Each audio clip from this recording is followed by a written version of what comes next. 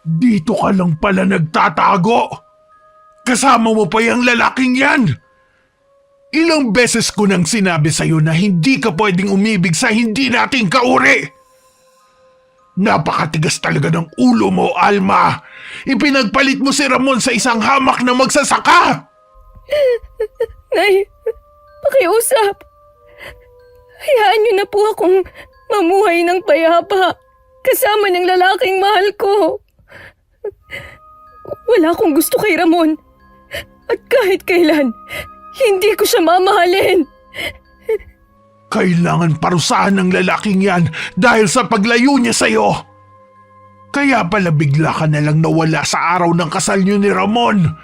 Yung pala nakipagtanang ka na sa lalaking yan. Nay, pakiusap. Huwag niyong saktan si Pablo. Mahal ko siya. At sana naman ay hayaan niyo na kami. Hindi maaari. Kailangan mong magpakasal kay Ramon nang sa ganon hindi na tayo manatiling alipin at pinakamababang uri ng mga aswang. Minsan lang magpapakasal ang datong aswang sa kagaya nating mahihirap. Nay! Ayoko! Aray! Nasasaktan po ako! Bitiwan mo ang buhok ko, Nay! Kahit makalbo ka pa, basta madala lang kita kay Ramon. Pinahiya mo pa ako sa kanila. Walang iya ka talaga. Sa ayaw at sa gusto mo sasama ka sa akin. At ang lalaki nga nang papatayin ko. O kaya gagawin ko siyang aswang para maging isang alipin. Huwag, Nay! Maawa na po kayo kay Pablo! Sige! Sasama na po ako sa inyo! Papayag na po akong magpakasal kay Ramon! Basta pakawalan niyo lang siya at hayaan niyo siyang mabuhay! Tapos ano? Gagawa siya ng hakbang upang patayin ang ating lahi. Papatayin ko na lang siya ngayon para hindi na siya makaperwisyo pa! Ay! Wag! Wag mong patayin ang ama ng anak ko! Lumagutok ang buto sa leeg ni Pablo nang ibalibag ito ng matandang aswanga. Naghihingalo pa itong nakatingin kay Alma at tumulo ang luha bago napapikit. Ilang buwan ka ng buntis. Walang yaka talagang babae ka. Ano na lang ang mukhang maihaharap mo kina Ramon? Patayin niyo na rin ako, Nay! Ayokong makasama si Ramon habang buhay! Marami na sa ating mga kalahi ang pinatay nila dahil inalila na nga nila tayo. Ang pagpapakasal mo kay Ramon ang siyang mag-aangat sa ating buhay. Gaga ka kasi, hindi mo ginagamit yung utak mo. Maliit pa naman yung tiyan mo kaya pwede mo pang ipaako sa kanya. Aray! Aray! Ay! Ang tigas talaga ng ulo mo. Pinahirapan mo pa ako sa paghahanap sa'yo.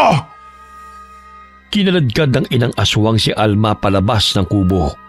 Sinasampal pa nito ang anak dahil ayaw nitong sumama sa kanya. Kahit nagmamakaawa na'y tila bingi ito sa panaghoy ng anak. Nilisan nila ang kubo at iniwan ng walang buhay na si Pablo. Huwag na huwag mong sasabihin sa kanila na buntis ka dahil papatayin ka ni Ramon. Akala mo siguro hindi kita matutunton, ha? Patayin niyo na lang kasi ako! Dahil magiging impyerno rin naman ang buhay ko kasama ang lalaking yon! Pinapagaan ko na ang buhay mo, nagdadrama ka pa. Isa pa magiging hayahay din ang buhay ng anak mo kung ang kikilalanin niyang ama ay si Ramon. Ayoko nga, Nay! Naiintindihan mo ba ako? Ayoko sa kanya! Kahit kailan ay hindi ko siya mamahalin! Wala ka na magagawa pa. Akala mo siguro makakatakas ka pa. Babantayan kita hanggang sa ikasal kayong muli. Huwag na huwag kang magtatangkang tumakas dahil ako mismo ang puputol sa paa mo para mas mahirapan ka, swail ka! Kahit labag man sa kalooban na magpakasal sa lalaking hindi niya mahal, ay napilitan na lamang siyang pumayag. Ngunit simula ng araw na yun ay pinag-isipan niya ng mabuti ang bawat hakbang na kanyang gagawin. Isa na ron ang ilayo ang anak sa lugar na yun upang hindi maging marahas katulad ng kanilang mga kalahi. Ilalayo kita rito, anak. Dahil ayokong mamulat ka sa karahasan ng mga aswang. Hindi ako papayag na lumaki ka na parang hayop. Matapos ang kanilang kasal, ay nagsama na sila ni Ramon sa iisang bubong. Tiniis ni Alma ang bawat araw kahit hindi niya masikmura na makasiping ang datong aswang na hayok sa laman at sariwang dugo ng tao, na kahit kailan ay hindi niya magawang kumain. Dumating ang kapanganakan ni Alma. Sinabi ng mga kasama nila na animoy hindi umabot ng 9 na buwan ang pagbubuntis nito. Ngunit tikom ang bibig nila ng kanyang ina na si Aling Gloria sa katotohanan na hindi anak ni Ramon ang batang iniluwal ni Alma. May ganyang kaso talaga na maagang nanganganak. Ipagpasalamat na lang natin na malusog ang anak nila ni Ramon. Ay nako, siya ang susunod na leader ng ating angkan, ang poging bata Ang kanyang ilong at mga mata, nakuha niya kay Pablo. O siya, iwan niyo na lang kami ni Alma mga kasama. Ako na ang bahala na mag-asikaso sa kanya. Sa gayon makapagpahinga na rin siya. Salamat sa tulong niyo ha. Iligpit niyo na lang ang mga gamit. Nay, gusto ko pong uminom ng tubig. Nauuhaw po ako. O ito, nakapagluto na rin ako ng lugaw. Para naman manumbalik na ang lakas mo. Maya-maya uuwi na rin si Ramon. Nasa bundok pa kasi siya Wala naman akong pakialam kung saan siya magpunta. Mas mabuti ngang wag na siyang magpakita Ayusin mo nga yung pananalita mo. Mamaya may makarinig pa sa'yo at isumbong ka kay Ramon. Naging sunod-sunuran si Alma sa lahat ng kagustuhan ng lalaki. Karamihan sa kanilang mga kasamahan ay nagtataka dahil poging bata ang anak ni na Alma at Ramon. Walang pagkakahawig sa datong aswang sapagkat mistiso ang sanggol habang si Ramon ay sarat ang ilong at may malaking mata.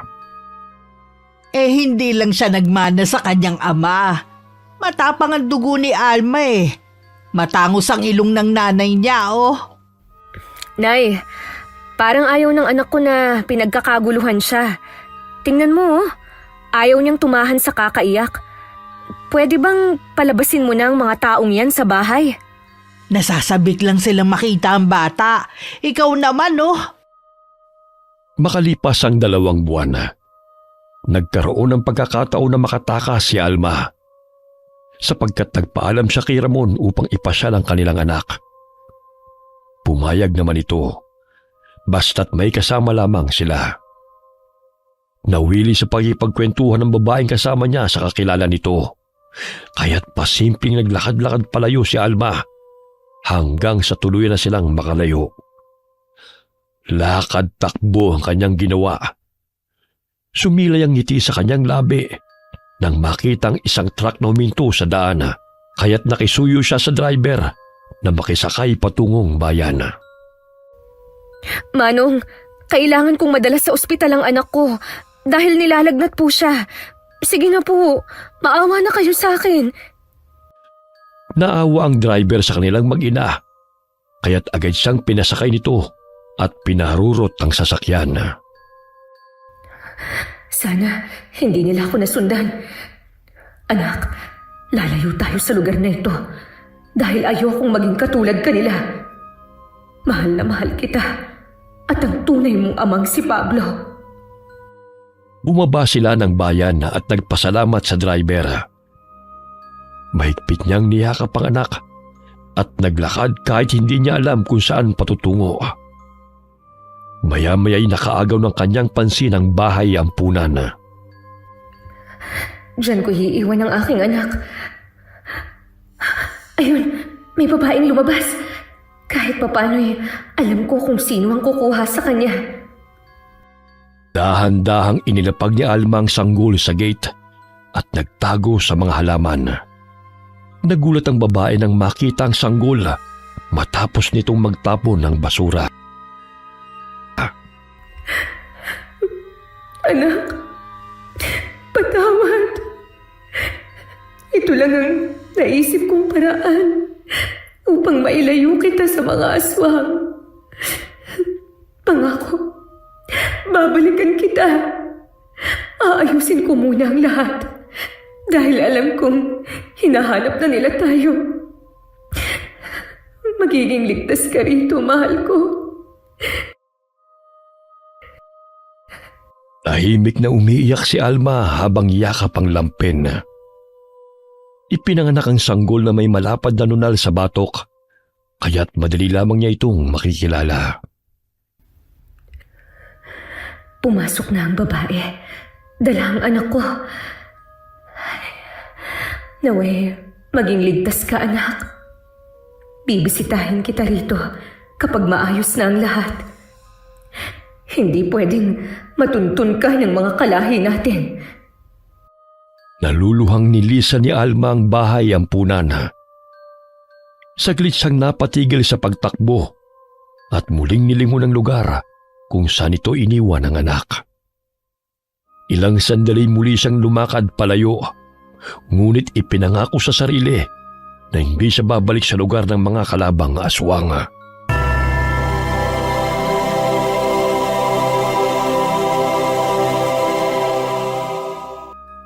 Lumaking tahimik ngunit magalang ang batang si Gabriel. Walang may gustong umampon sa kanya dahil madalas itong nagtatago at mahiyain. Ngunit nakaagaw ng kanyang atensyon si Ginoong Gustavo, isang mayaman na madalas bumibisita sa bahay ampunan upang magpaabot ng tulong sa mga bata. Nilapitan nito ang 8 taong gulang na si Gabriel at kinausap. Oh, bakit mag-isa ka rito, Yo? Ayaw mo ba makipaglaro sa ibang mga bata? Dito na lang po ako. Maya-maya tutulungan ko po si Nanay Lydia sa paghuhugas ng mga plato. Madalas kita nakikita mag-isa at dito ka lang palagi sa hagdan. Maglaro ka rin kasama mga batang yun, oh. Dito na lang po ako. Nalulungkot po kasi ako dahil wala na rito ang matalik kong kaibigan na si Mark. Inampun na po siya. Sir, bakit po ibang tao ang mag-aalaga sa amin? Bakit hindi po ang tunay na nanay at tatay namin? Hindi po ba kami nila mahal kaya iniwan nila kami rito? Gustuhin mang kayong alagaan ng tunay ninyong mga magulang, siguro may problema lang sila. O baka hindi pa sila handa sa kanilang responsibilidad kaya kayo nandito. Pero hindi ibig sabihin na hindi nila kayo mahal. Pero bakit iniwan nila kami rito kung mahal nila kami? Madaldal ka rin pala. Halika na. Dumating na yung mga pagkain na pinadeliver ko. At tulungan mo muna akong buhatin yun. Sige po, sir. Oh, gusto mo ba ng spaghetti at pritong manok? Opo. Abay, tamang-tama. Marami akong in-order dito. Magpakabusog ka mamaya, Gabriel, ha? Para naman tumaba ka. At saka huwag kang sumimangot. Sayang ang kapugian mo. Sir Gustavo, bakit po ang bait ninyo sa amin? Ikaw lang kasi ang palaging nakikita kong binibisita dito sa amin eh. At nagdadala ng masasarap na pagkain. Nanggaling din kasi ako sa hirap. Naging palaboy sa lansangan. Kaya alam ko ang sitwasyon nyo rito sa bahay ampunan. Gusto mo bang doon ka na sa bahay ko manirahan? Ang pamangking kong si Larry na lang ang kasama ko ron eh. Kaya lang, baka po bumalik ang nanay ko rito at hanapin ako. Oy, di sabihin natin kay Lydia na tawagan niya ako kapag pumunta rito ang nanay mo. Ayos ba yun sa'yo? Talaga po, sir? Oo naman. Gusto mo doon na rin siya sa bahay manirahan para magkasama na kayo. Sige po, sir. Sasama po ako sa'yo. Naging foster parent ni Gabriel si Ginoong Gustavo. Ramdam ng Ginoo ang pangungulilan ng bata sa pagmamahal ng mga magulang nito. Sapagkat maaga rin siyang naulila at nakikita niya ang sarili kay Gabriel. Makalipas ang 1 linggo, ay isinama na ng Ginoo ang bata sa bahay nito. Oh, Gabriel, nandito na tayo. Ito na ang bago mong tirahan. Ang laki po ng bahay niyo, Sir Gustavo. Mas malaki pa po kaysa sa bahay ampunan. Abay, hindi naman. Malaki lang tignan dahil malawak ang parking area at ang garden. Papakilala kita mamaya kay Larry. May pagkapilyo ang batang yun pero mabait naman. Sige po, sir.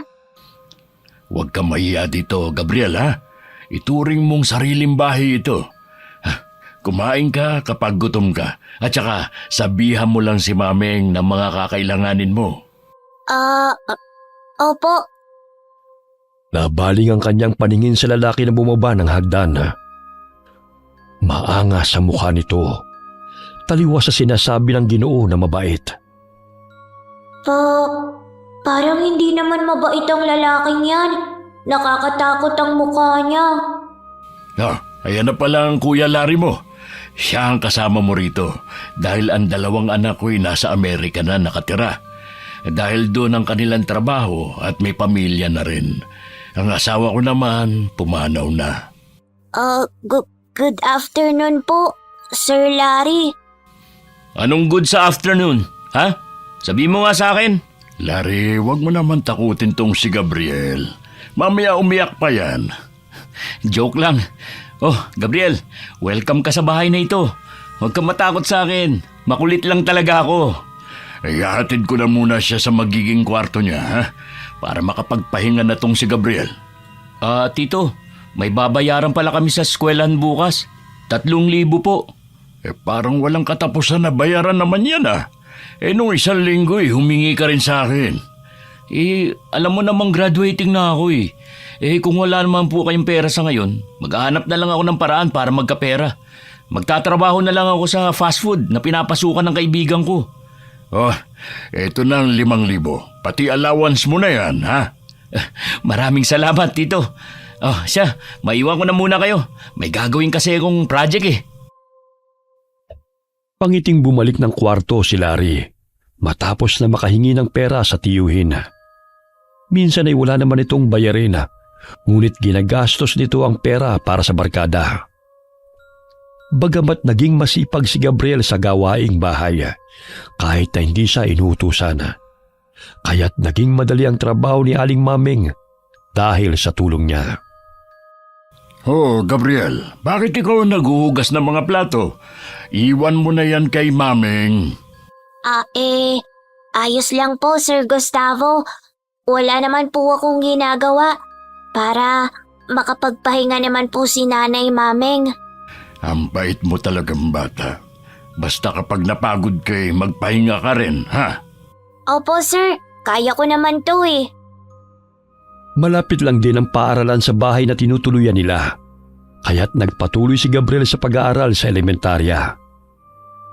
Naging maganda ang buhay niya sa pangangalaga ni Ginoong Gustavo. Ngunit nararamdaman niya na hindi siya gusto ni Larry dahil minsan ay kinukutusan siya nito kapag nagkakasalubong sila at sasabihin lang na nagbibiro lamang ito. Nang araw na yun ay maagang umalis ng bahay ang Ginoo dahil may aasikasuhin ito sa talyer na pagmamayari nito. Habang nag-aalmusal si Gabriel ay napadaan ng lalaki sa likuran nito. Masarap ba ang pagkain, Gabriel? Oo kuya. Gusto mo bang ipagain na kita? Wag na. Nawawalan ako ng gana kapag nakikita kita eh. Nadala mo sa pagpapaawa si Tito, kaya kanya dinala rito. Unang kita ko pa lang sa'yo, nararamdaman ko may gagawin ka ng masama. Siguro magnanakaw ka, no? Hindi po kuya. Kung hindi ka magnanakaw, siguro tauhan ka ng sindikato na kukunin ng loob ng Tito at sa huli, gagawan ng masama. Hindi ko po yan magagawa sa kanya. Sa bahay ampunan po ko nakatira. Ano po ba ang sindikato? Magmamangmangan ka pa. Kunwari, hindi mo alam, ha? Nandidilat pa ang mga mata ni Larry habang pinipisil ang pisngi ng bata. Binitiwan lamang nito si Gabriela nang dumating si Aling Maming na katatapos lamang maglaba ng mga basahan. Umakyat uli ng silid ang lalaki, ngunit matalim na tingin ang iginawa dito sa bata bago tumalikod. Namumuwang luha sa mga mata ni Gabriela, ngunit pinahid niya lamang yun at nagpaalam na sa katulong para pumasok sa paaralan. Kinagabihan na, habang naghahapunan ay napansin ni Ginoong Gustavo ang pananahimik ni Gabriela. Tila ba'y takot ito, ngunit hindi magawang makapagsumbong. Oh, Gabriel, kanina ko pa napapansin na wala kang imik ha. May problema ba? May nang-away ba sa'yo sa eskwelahan? Wala po, sir. Kapag may problema ka, huwag ka mahiyang magsabi sa akin o di kaya sa Kuya Larry mo. Pamilya na tayo rito.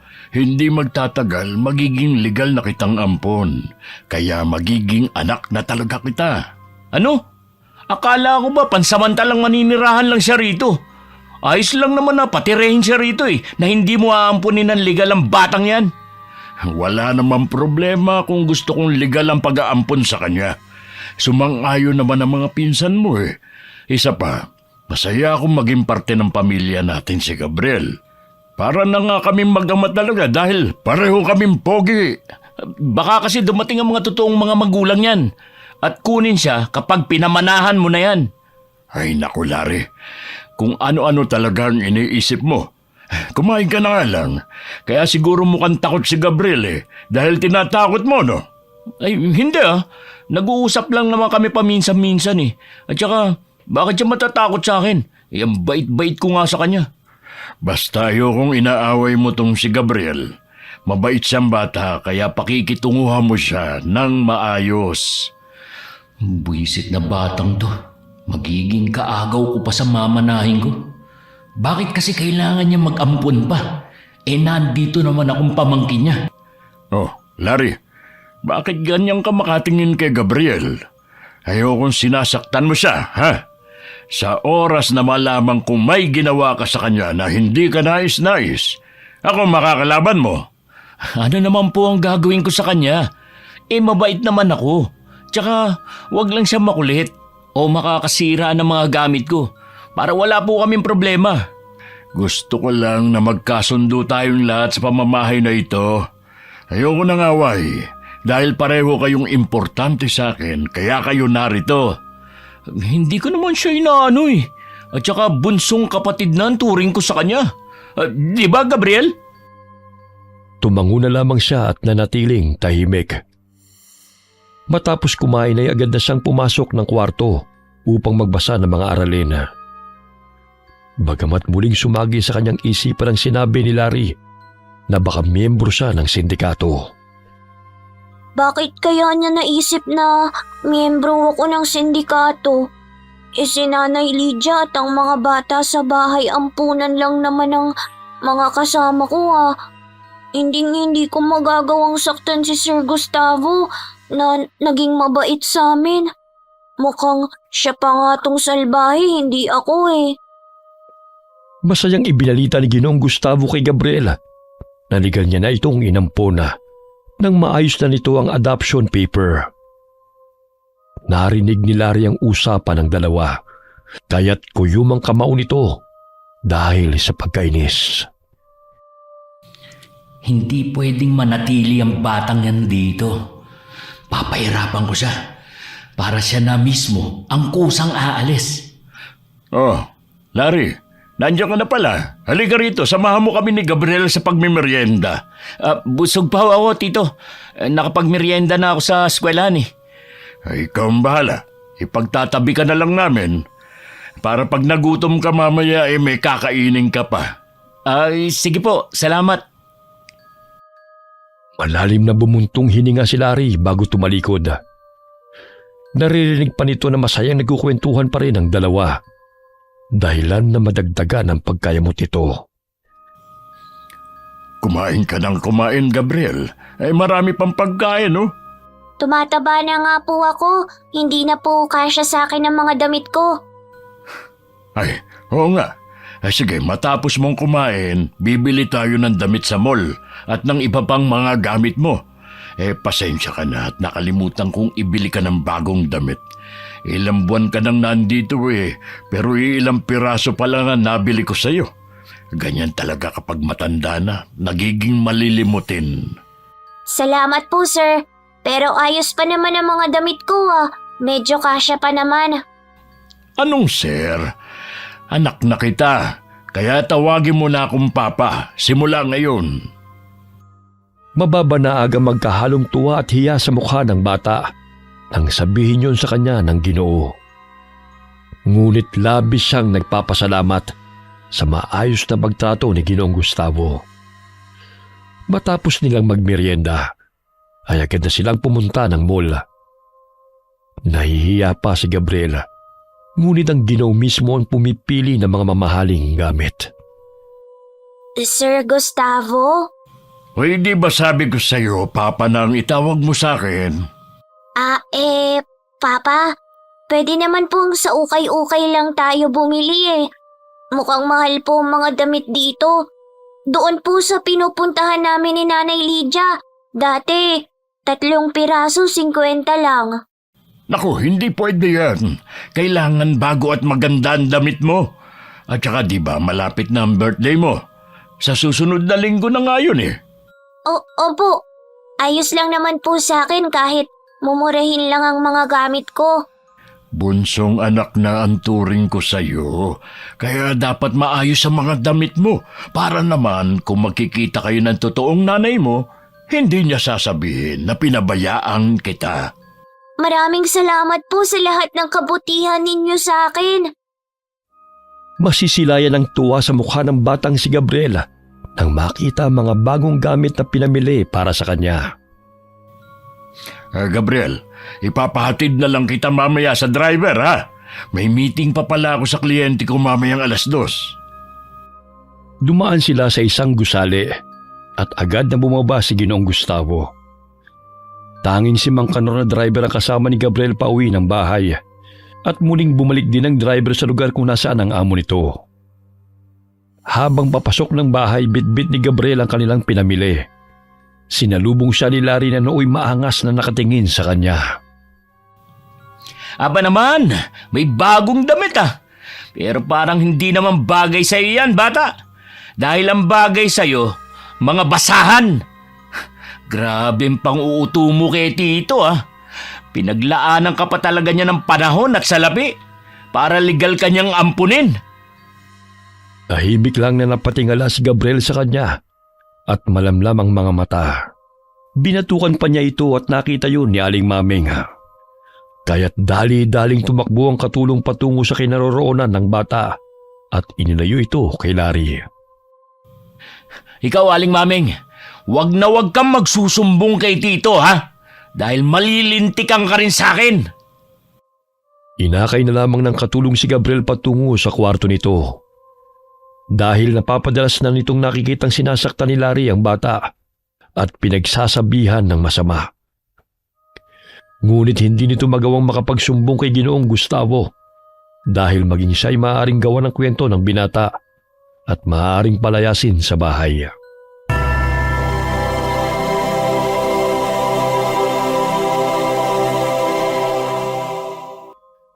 Lumipas sa mga taon hanggang makatungtong si Gabriel sa 3rd year high school. Hindi pa rin nakakagraduate sa engineering si Larry dahil pagbubulak-bulang inaatupag nito imbis na pag-aaral. Dahilan para madalas silang magtalo ng kanyang tiyuhin. Larry, ano tong nababalitaan kung 1 taong ka nang hindi pumapasok sa eskwelahan? Gayong madalas ka namang nanghihingi ng pera sa akin na pambayad ng tuition mo. Hindi ka na pumapasok, pero hindi mo sinasabi sa akin. Nilulustay mo lang ang pera na binibigay ko sa'yo. Kasi Tito, plano ko kasing sa susunod na taon na lang ako magpapatuloy sa pag-aaral. Medyo nahirapan lang kasi ako ngayon. Inuuna mo pa kasi ang pagbabarkada na wala namang naidudulot ng mabuti sa'yo. May nakakita sa inyo sa bar at may nakapagsumbong sa akin na madalas raw kayo doon. Kung gusto mo makatapos ng pag-aaral, ikaw ang gumastos. dahil hindi mo malalaman ang halaga na salapi na ibinibigay sa iyo kung hindi mo pinaghihirapan. Pero tito, mag-aaral na po ako na mabuti sa susunod na taon. Pangako ko po yan. Pangako ko sa inyo. Dahil sa galit ay napahawak si Ginoong Gustavo sa kanyang dibdib. Bigla itong natumba dahil inatake sa puso. Tumakbo si Gabriel at Maming patungo sa kinaroroonan ng Ginoo nang makita nila itong bumagsak sa sahig. Tito, sandali! Tatawagin ko lang po si Mang Kanor. Papa, dadalhin po namin kayo sa ospital. Huwag niyo po kaming iwan. Tumawag ng ambulansya si Aling Maming. Ilang sandali dumating rin ang mga ito dahil nagkataon na day off ng araw na yon ng kanilang driver. Tulungan niyo po si Papa. Iligtas niyo po siya. Umalis ka nga dyan, bata! Alam na ng mga nurse ang gagawin nila, kaya huwag mo na silang paalalahanan pa. Umiiyak na nakatanaw si Gabriel habang pinapasok sa ambulansya ang Ginoo na nooy nilapatan na ng first aid. Sumunod sila ni Aling Maming sa ospital. Ngunit bumagsak ang kanilang mga balikat nang sabihin ng doktor na pumanaw na si Ginoong Gustavo. Baka naman po, may paraan pa na maisalba ang buhay niya. Pakiusap, ulitin niyo po ang pagsusuri sa kanya. Huwag ka nga makulit, bata. Sinabi na nila na patay na si Tito, di ba? Kasalanan mo kung bakit siya inatake sa puso. Ginalit mo kasi siya. Gusto mo bang basagin ko yung bibig mo? Ikaw ang mahala sa bahay kaya namatay si Tito eh. Simula nang dumating ka, naging mainit na ang dugo niya sa akin. At ikaw na lang ang nakikita niyang tama. Ikaw may kasalanan ng pagkamatay niya, hindi ako. Bakit ako sisisihin mo? Ikaw nga itong kumukuha lang ng pera niya eh. Naka-uniform ka nga sa tuwing umaalis ng bahay. Pero hindi ka naman pumapasok sa paaralan. Kahit maraming tao'y sinapak ni Dari ang binatilyo, kaya't inawat sila ni Aling Maming. Napasandal si dingding si Gabriela at niyakap ng matandang babae. Kuyum ang kamao ng binatilyo habang matalim na nakatingin sa lalaki. Hindi lang yan ang aabutin mo kapag inubos mo ang pasensya ko. Palamunin ka lang din naman. Hindi ka namin kadugo, kaya wala kang karapatang pagsalitaan ako ng kung ano-ano, sampid! Binurol lang ilang araw si Ginoong Gustavo sa bahay nito. Dumating ang kanyang mga anak galing Amerika. Ngunit matapos ang 3 araw ay inilibing rin ito at agad na bumalik ang mga anak nito sa ibang bansa. Gustong palayasin ni Larry si Gabriela. Ngunit nakasaad sa habilin ng Ginoo sa testamento nito na hindi pwedeng palayasin si Gabriel sa bahay na yun dahil legal na nitong ampon ng binatilyo. Nadagdagan ang pagkamuhi ni Larry, kaya't hinayaan na lamang nito na tumira doon si Gabriel. Hindi naglaon ay nasangkot sa sindikato si Larry. Dinudukot nila ang mga kabataan at kababaihan para ibenta sa mga banyaga. Maging si Gabriel ay hindi nakataka sa grupo dahil siya mismo ang pinababantay sa mga bihag ng mga ito. Kuya, saan niyo po ko dadalhin? Hindi naman to ang daan ng bahay natin ah. Tumahimik ka nga! Ang ingay-ingay mo, mamaya mabangga pa tayo. Sino po yung mga batang kasama natin? Saan niyo po sila dadalhin? Malalaman mo lang yan pag nakarating na tayo sa pupuntahan natin. Kinabahan si Gabriel dahil nadidinig niya ang iyak ng mga bata. Nakikilala pa niya ang 3 lalaki na naroon na siyang kaibigan ni Larry. Ramdam niya na may masamang binabalak ang mga ito sa kanila. Kuya, pakiusap. Pakawalan niyo na po kami oh. May pasok pa ako bukas eh. Sino ba nagsabi sa iyo na mag-aaral ka pa? Simula ngayon, maninilbihan ka na sa amin. Ang laki ng atraso mo sa akin ha. Kaya pagbabayaran mo yun. Kuya, gusto ko na pong umuwi. Hinihintay na po ko ni Aling Maming. Sinabi ko na sa'yo na tumahimik ka. Gusto mo pa yatang masampulan eh. Kuya, wag! Pakiusap! Ilayo mo sa akin yung baril. tatahimik na po ako. Inuubos mo kasi pasensya ko. Isang salita mo pa, pasasabugin ko na yung bunganga mong buwisit ka. Palakas ng palakas ang kabog ng kanyang dibdib habang lumalalim ang gabi. Ilang sandali pa'y huminto ang sasakyan sa isang gusali. Napansin niyang nakatayo sa pintuan ng babae na si Lina na kinakasama ni Larry. Pinababa sila ng kotse at pilit na pinapasok sa gusali. Kuya, ano po bang kailangan niyo sa amin? Bakit niyo kami dinala rito? Ang daldal mo, kanina ka pa. Sumunod ka na nga lang kasi. Mabuti naman at sinama mo na yung si Gabriel. Naririndi na ako sa iyak ng mga bata. Kuya, pauwiin niyo na lang po kami pakiusap. Abay, hindi pwede. Perang dala ng mga batang yan. Bantayan mo silang mabuti, ha? Dahil kung hindi, ikaw ang mananagot sa amin. Itinulak pa siya ng babae. Dinala ang mga bata sa isang silid habang si Gabriel ay nasa kabilang kwarto. Dinig na dinig niya ang pagmamakaawa ng mga bata at ng ilang kababaihan. Sumilip siya sa butas ng pinto at nakita niyang kinakaladkad palabas ng silid ang isang dalaga. Huwag ka nang magpakipot pa. Limpak-limpak na salapi ang kapalit mo, Day.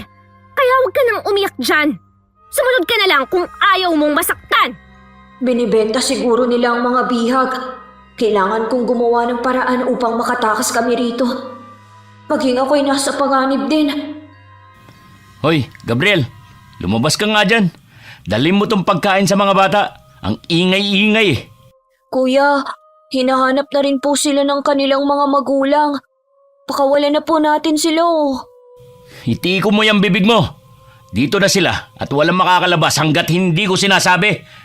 At ikaw, wag na wag kang gagawa na ikagagalit ko dahil tatamaan ka sa akin. Malakas nitong binatukan ang binatilyo at muling inutusan na dalhin ang pagkain sa mga bata. Pagbukas ni Gabriel sa kwarto, ay tumambad sa kanyang paningin ang ilang mga batang namimilipit sa sakit dahil sa bugbog ng mga kalalakihan. Nalaman din niya na ginagamit ang mga ito sa malalaswang aktibidad sa pamamagitan ng internet. Kumain na kayo. Kukuha lang ako ng tubig at bimpo para mapunasan na yung mga sugat ninyo. Huwag na kasi kayong magmatigas. Yan ang napapala ng mga hindi sumusunod sa utos. Pasalamat pa nga kayo dahil binibigyan pa kayo ng pagkain eh. Sa susunod na hindi kayo sumunod, ay hindi na kayo papakainin. Naiintindihan niyo ba ako? Ate Lynn, baka pwedeng pakawalan na lang po natin ang mga bata. Wala po silang kamuwang-muwang sa pinagagawa sa kanila eh. Mabuti ngang wala silang alam, di ba? Pwede ba? Huwag ka nang makialam kung ayaw mong masaktan. Pero mali po ang ginagawa ninyo sa kanila. Baka mahuli po tayo ng pulis. Tanga ka ba? Paano tayo mahuhuli kung walang magsusumbong? Gawin mo na lang ang trabahong inuutos sa'yo. Ganun na lamang ang awa ni Gabriel sa mga bata at kababaihan na dinukot ni Larry. Minsan siyang sinasaktan ng mga ito sa tuwing naririnig ng mga ito ang iyak ng mga bata na hindi niya mapatahan. Ilang beses na rin siyang nagtangkang tumakas, ngunit hindi natutuloy dahil bantay sarado sila ng mga kasamahan ni Larry at ng kinakasama nitong si Lina. Wow! Nagpadala na naman ng pera si Afam. Sa susunod na linggo ay magpapadala siya ulit. Basta, mas bata ang ibibigay sa kanya. Hindi na sila naawa sa mga bata. Basta magkapera lamang sila. Pati ako, ayaw nila akong palabasin sa gusaling to. Ginawa na nila akong alila at tagabantay sa kanilang mga bihag. Ano tinutunga-tunga mo dyan, ha? Di ba sabi ko, patahanin mo yung mga batang umiiyak? Paano hindi sila iiyak?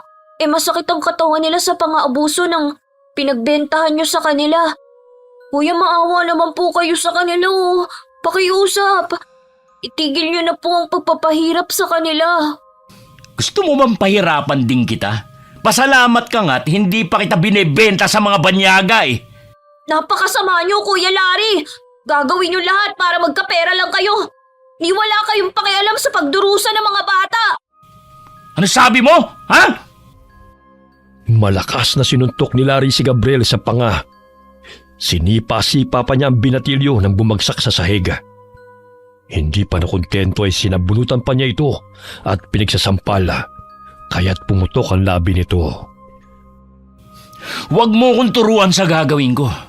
Ang pinakaayaw ko, yung nagmamarunong. Sa gawaing ito ako nagkakapera.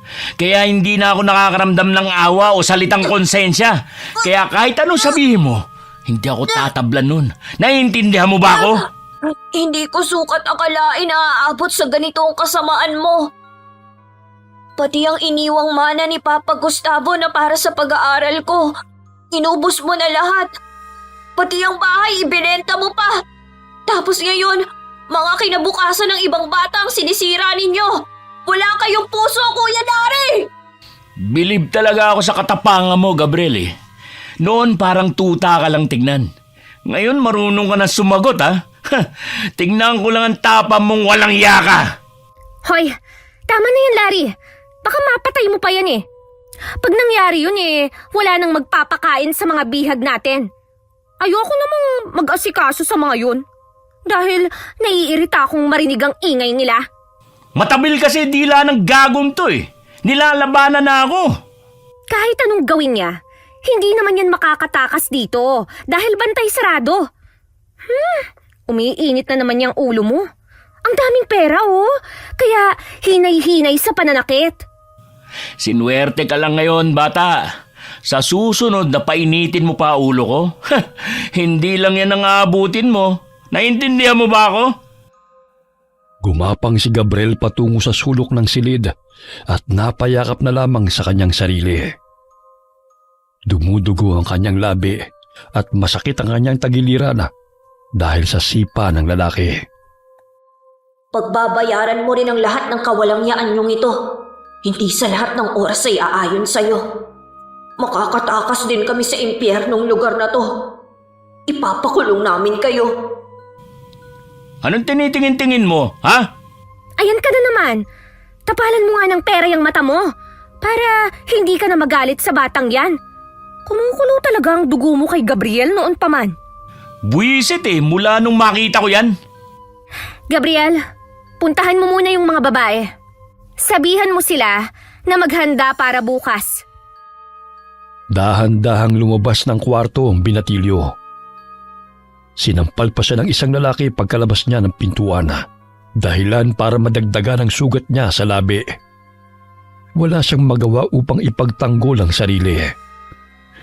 Kahit masakit man ang katawan, ay tinungo niya ang silid kung saan naroon ang mga kababaihan. Napalukip-kip sa bawat sulok at mababanaag ang takot sa mukha ng mga ito. Maghanda raw kayo para bukas. Pasensya na kayo hindi tayo makakatakas sa ngayon. Maging ako bugbog ang inabot ko dito. Wala silang awa sa atin. Ito pala, tinapay, kumain na muna kayo. Hoy Gabriel, pagkatapos mong bigyan sila ng pagkain, lumabas ka na kagad. Sino nagsabi sa'yo kausapin mo sila? Sinundan pa talaga ako ng isang yon. E di sana siya nalang nagbigay ng pagkain dito. May sinasabi ka ba, ha? Huwag ka magtatangkang tumakas. Dahil hindi lang yan ang aabutin mo. Hindi naman ako tatakas eh. Pinapasabi ni Ate Lynn na maghanda sila para bukas. Ay, oo nga pala. Magpaganda kayo. Dahil pipili ang 3 customer natin ng mga bata at sariwa. Huwag na huwag kayo magmamatigas. Dahil latigong aabutin nyo sa akin. Sige na, lumabas ka na rin. Ang sabi ni ate, pagpapahingahin sila. Paano sila makakapagpahinga kung tinatakot mo? Mamaya hindi pa sila makatulog niyan. Lumabas ka na rin dyan. Naaawa man si Gabriel sa mga bihag, ngunit hindi pa niya kayang itakas sa mga ito. Kahit anong iyak at pagmamakaawa, ay wala pa rin yung silbi sa mga taong nagbebenta sa kanila. Pumasok sa maliit na silid si Gabriel kung saan siya nagpapahinga. Humiga siya sa lapag at tanging kapirasong karton lamang ang nagsisilbing banig. Ipinikit niya ang mga mata at inaalala ang masasayang sandali kasama ang mga bata sa bahay ampunan at si Ginoong Gustavo. Umagos sa mga luha sa kanyang mga mata hanggang siya'y makatulog. Samantala, napabalikwas ng bangon si Alma mula sa mahimbing na pagkakatulog nang makaramdam ng hindi mawaring kaba. Tumingala siya sa buwana at sumagi sa kanyang isipan ang kanyang anak at muling niyakap ang lampin. Mahal kong anak, kumusta ka na? Walang araw na hindi kita iniisip. 15 taon matapos kitang iniwan sa bahay ampunan. Pasensya ka na kung natagalan ng aking pagbabalik sapagkat maraming hadlang at alam kong mas mapanganib kung masusundan nila ako. Pinatay nila si inay sa pag-aakalang siya ang nagpatakas sa akin. Nahuli ako ng mga tauhan ni Ramon. Mabuti na nga lang at maaga kitang iniwan sa bahay ampunan na yon. Ngayong napatay ko si Ramon at nakatakas mula sa mga tauhan niya, babalikan kita, mahal kong anak. Ano kaya ang ipinangalan sa'yo nang nagpalaki sa'yo? Peter ang naisipan kong ipangalan sa'yo eh. Mahal na mahal kita, anak. Magkalayo man tayo, ngunit hindi ka nawala sa isipan ko. May nangyari bang masama sa'yo, anak? Dahil pakiramdam ko sa tuwing kumikirot ang nunal ko sa likod, ay masama ang pakiramdam mo. Dahil yun ang nararamdaman ko sa tuwing hindi maganda ang pakiramdam mo noon. Tila ba'y iyon ang nag-uugnay sa ating dalawa. Babalikan kita, anak. Hindi ako nawawala ng pag-asa na balang araw ay magkikita tayong muli. Nagising si Gabriel nang marinig ang malakas na sigawan ng mga kababaihan. Sunod-sunod din ang putok na kanyang narinig, kaya't napalukip-kip siya sa sulok ng silid. Ano kaya ang nangyayari? Bakit may mga putok? Hindi kaya may mga pulis nang nakapasok dito upang iligtas kami? Kung gayon makakatakas na kami sa lugar na to. Hoy, Gabriel! Anong tinutunga-tunga mo dyan? Tulungan mo si Vincent na ilibing yung bangkay ng walang hiyang babae yun. Buwisit! Bakit kuya? Ano po bang nangyari? Huwag ka na maraming tanong pa. Puntahan mo na lang ang kwarto kung saan naroon si Vincent at ilibing kaagad yung bangkay. Ilang beses na sinabing mag-ingat eh. Sige ho. Ay nako, uminit na naman ang katawan ni Vincent. Hindi talaga makontento sa isang babae lang. Gusto tikman lahat. Ayan tuloy, muntik na siyang paglamayan. Mabuti na lang at maagap niyang nabawi ang baril. Loko-loko talaga ang lalaking yun. Lahat ng babae dito tinikman na nga eh. Hindi pa makontento. Pinagnasaan pa ang bago. Yung pa naman sana ang bibigay ko sa customer natin bukas. Bayad na ba yun? Oo, papalitan ko na lang. Mapapakiusapan naman siguro yun. Hindi masikmura ni Gabriel ang pinaggagawa ng mga ito sa mga bihaga. Sinusunod na lamang niya ang mga pinag-uutos ng mga ito dahil puro latay at sugat na rin ang kanyang katawan kapag hindi siya sumusunod. Nadat na niyang naliligo ng dugo ang babae at may tama ito sa ulo at dibdib. Ganun na lamang ang panginginig ng ibang kababaihang naroon. Nakita niyo bang sinapit ng babaeng to? Gagawin ko rin to sa inyo kapag nanlabang kayo. Ang tapang, wala namang binatbat. Kuya, bakit mo naman siya binaril? Pumalag eh. Kaya nang inabot niya. Kung pumayag na lang sana siya, hindi pa niya makikita si kamatayan.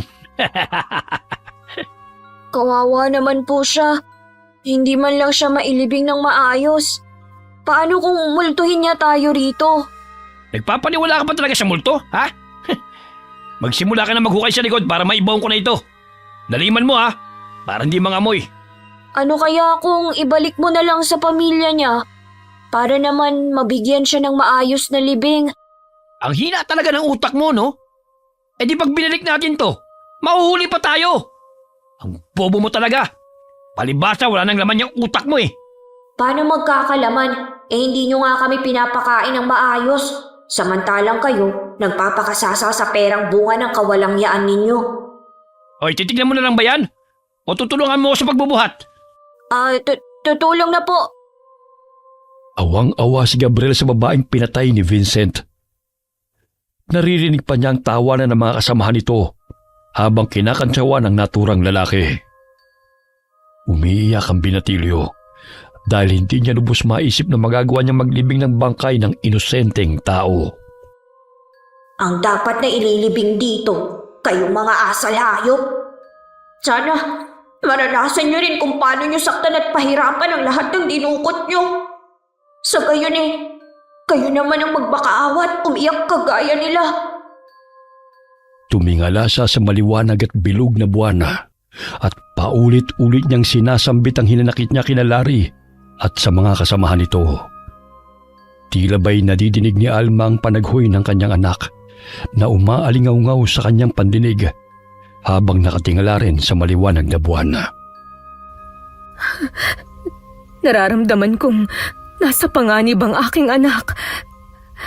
Lumalakas ang kanyang enerhiya ngayong bilog ang buwan. Batid kong kailangan niya ang tulong ko. Nagsimulang maglakbay si Alma palabas ng gubat, malayo sa lugar ng mga aswang. Doon siya pansamantalang tumira matapos niyang mapatay si Ramona at muling makatakas mula sa pagmamalupit ng datong aswang at ng mga kalahi nito.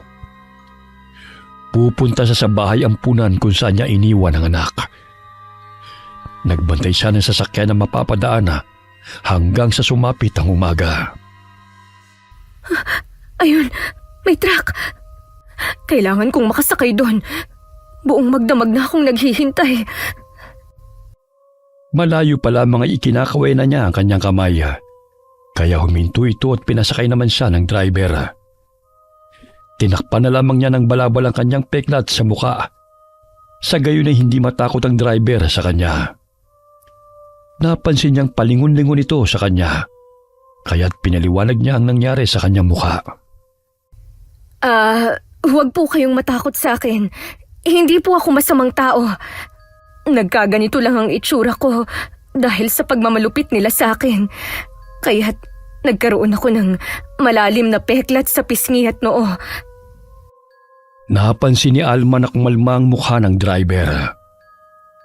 Mahigit 3 oras din ang kanilang nilakbay patungong bayan at agad siyang bumaba nang makarating sa palengke kung saan ang daan patungong bahay ampunan.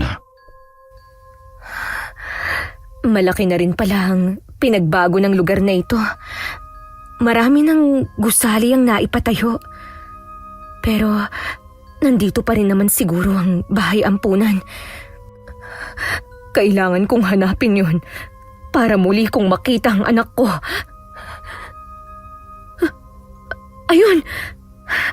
Nagbago lang ang kulay ng pintura.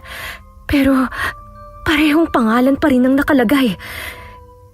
Angel's Homes. Ay, mabuti na lang kahit papano'y tinuruan ako ni Pablo magbasa. Hindi ako masyadong nahihirapan. Babantayan ko ang sino mang lalabas dyan para makapagtanong ako tungkol sa batang iniwan ko. 15 taon na ang nakakaraan. Naghintay si Alma sa labas ng bahay ampunan hanggang sa lumabas si Aling Lydia upang mamalengke. Kaya't kahit puyat may tumayo siya mula sa pagkakaupo at dali-daling nilapitan ang matandang babae. Siya yung babaeng kumuha ng aking anak. Tumanda lang siya pero sigurado akong siya nga yun. Ale, magandang araw ho. Maaari ba kitang makausap saglit? Pakiusap, kahit sandali lang. Gusto ko lang kasing makibalita tungkol sa batang iniwan ko. 15 taon na ang nakakaraan. Yung batang lalaki na may malapad na nunal sa leeg. Saglit na napahinto si Aling Lydia at kinausap si Alma. Ayaw pa sana nitong magbigay ng impormasyon tungkol kay Gabriel, ngunit mapilit ang babae. Kaya't sinabi na nito na may umampun sa bata. Ngunit namatay rin ang matandang umampun rito, at sa pagkakaalam nito ay naiwan sa kamag-anak ng Ginoo. Pero wala na silang alam kung nasaan na si Gabriel. Maraming salamat sa impormasyon. Hindi ko naman guguluhin ang buhay ng anak ko kapag nalaman kong masaya na siya sa buhay niya ngayon. Ang gusto ko lang, masiguro na ligtas siya. Dahil ayokong sapitin niya ang masalimuot na buhay na nangyari sa akin. Matapos nilang makapag-usap, ay agad nang sumakay ng tricycle si Aling Lydia. Naiwan sa kalsada si Alma. Nilalayon siya ng mga tao sa pag-aakalang baliw siya o di kaya natatakot dahil nakatalokbong siya ng balabal upang maitago ang mga peklat sa kanyang muka, sanhi ng pagpapahirap ni na Ramon sa kanya. Anak, alam kong kailangan mo ng tulong ko. Nararamdaman ko ang bawat sakit na nananalahitay sa katawan mo. Gabi-gabi kong naririnig ang iyak mo na umaalingaw-ngaw sa aking pandinig. Hindi ako susuko na hanapin ka at aalamin ko kung sino ang nananakit sa'yo. Hindi na malaya ni Alma na nakarating na siya sa isang fast food chain. Malakas na bumusin ang itim na sasakyan nang bigla siyang tumawid sa kalsada. Hoy, tanda! Magpapakamatay ka ba? Kung wala lang talaga mga taong dumadaan, sinagasahan na kita eh. Tumabi ka nga dyan! Paharang-harang ka sa dinadaanan ko eh. Siya ang lalaking nakikita ko sa aking panaginip. Ilang araw na. May patalim at sinasaktan ng batang lalaki. Hindi kaya may kaugnayan siya sa anak ko? Bingi ka ba o bulag? Gusto mo yata sunduin ka na ni Kamatayan eh. Kamatayan? Kaano-ano mo ba siya? Pilosopo ka pa ha? Kung sasabihin kong kakambal ko si Kamatayan, aalis ka na ba sa daan? Aalis ka o sasagasaan na lang kita? Matalim siyang tinitigan ni Alma, maging ang kasama nitong babae. Tumabi sa gilid ng kalsada si Alma, ngunit ibinato ni Larry ang ninunguya niyang chewing gum sa babae. Hoy! Bakit sa akin mo itinapon ang iyong basura? Mukha ba akong basurahan? Mukha kang basahan. Paharang-harang ka pa sa daan. Buti sana kung mapagkakakitaan ka eh. Eh kahit asong ulol, ayaw sa'yo. Bastos na lalaking ito. Kailangan ko siya sundan. Dahil nararamdaman kong may alam siya kung nasa ng anak ko. Oh, bakit ganyan ka makatingin? Ha? Siguro napupugian ka sa akin, no? Tumabi ka na nga. Mamaya magbago pa ang isip ko at kumalat pa yung utak mo sa kalsada. Humarurot ang sasakyan habang matalim na tinatanaw yun ni Alma. Dinampot nito ang chewing gum na itinapon ng lalaki at umusal ng mga salita bago nito inilagay sa plastic. Tingnan ko lang kung sino ang susunduin ni Kamatayan. Ang lahat ng nagpapahirap sa akin ay pinatay ko na. Maging ang dating asawa na walang ginawa kundi ang alilain ako at patayin ang mga malalapit sa akin. Pwes, ikaw ang isusunod kung animal ka. Bukod sa pagiging aswang, ay natutunan ni Alma ang pambabarang sa tulong ng matandang babae na minsan na niyang nakasama sa gubat. Bago pa siya hulihin ng mga tauhan ni Ramon, ilang beses din siyang nabigo ng isagawa niyang itinuro sa kanya na matandang babae. Hanggang sa nagtiyaga siyang isagawa ang mga orasyon at unti-unting lumakas bilang isang aswang na mambabarang dahil sa puot na kanyang nararamdaman. At yun ang naging sandata niya upang labanan ang mga kampo ni Ramon. Hanggang sa magtagumpay siyang paslangin ang lahat ng nanakit sa kanya. Isa na roon ang datong aswang. Ayun, may mga papel at karton. Gagawa ako ng manika. Siya mismo ang magdadala sa kanyang sarili sa kamatayan. Hindi na ako ang dating Alma na iyakin at palaging nagmamakaawa kong inaapi. Ipalalasap ko sa kanya kung paano pahirapan. Ayon na rin sa kasamaang ipinapakita nila sa itinuturing nilang basura. Ayan, naporma ko na ang manikang papel. Ngayon, ang chewing gum na ito ay papaikutin ko sa liig mo. Tingnan ko lang kung hanggang saan ang angas mo.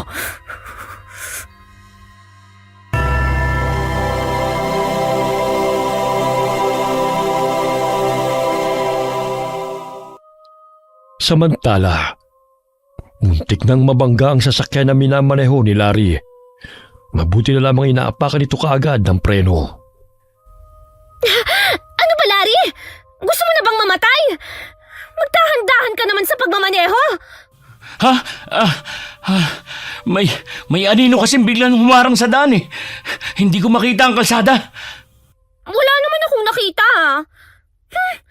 Sinabi ko na sa'yo na tigil-tigilan mo muna ang paghit-hit ng pinagbabawal na gamot. Kaya ayan, kung ano-ano na naman ang nakikita mo. Ako na nga ang magmamaneho dyan.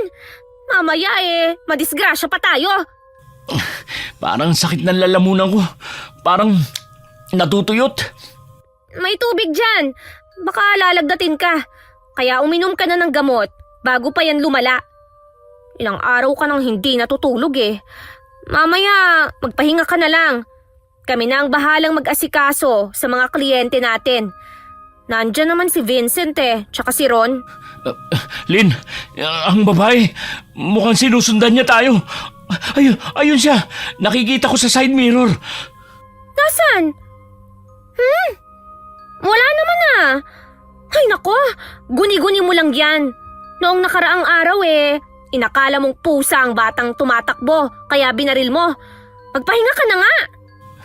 Ikaw yata itong sabog eh. Ayan, malapit na siya sa atin. Ang layo-layo na ng tinakbo ng sasakyan natin. Hindi na niya tayo masusundan nun. Wala akong nakikita, okay? Hindi kaya siya isang multo? O di kaya masamang espiritu? Akala ko ba'y pera lang ang pinaniniwalaan mo? At hindi ka naniniwala sa multo. Kaya ang dali lang sa'yong pumatay, di ba? Pero sinusundan talaga niya tayo. Nawawala-wala siya, pero konti na lang at maabutan niya na tayo. Pagod lang yan, Larry. Matulog ka na nga. Kung ano-ano pa ang iniisip mo Mamaya, kakalma ka rin dahil tumawag na ang dalawang afam sa akin at magpapadala sila ng pera. Balisa habang pinagpapawisan ng malamig si Larry sa loob ng de-aircon na sasakyan. Namumutla rin siya, kaya't uminom siya ng tubig. Ngunit tila ba'y hindi niya malulun ng tubig dahil sa sakit ng kanyang lalamunan.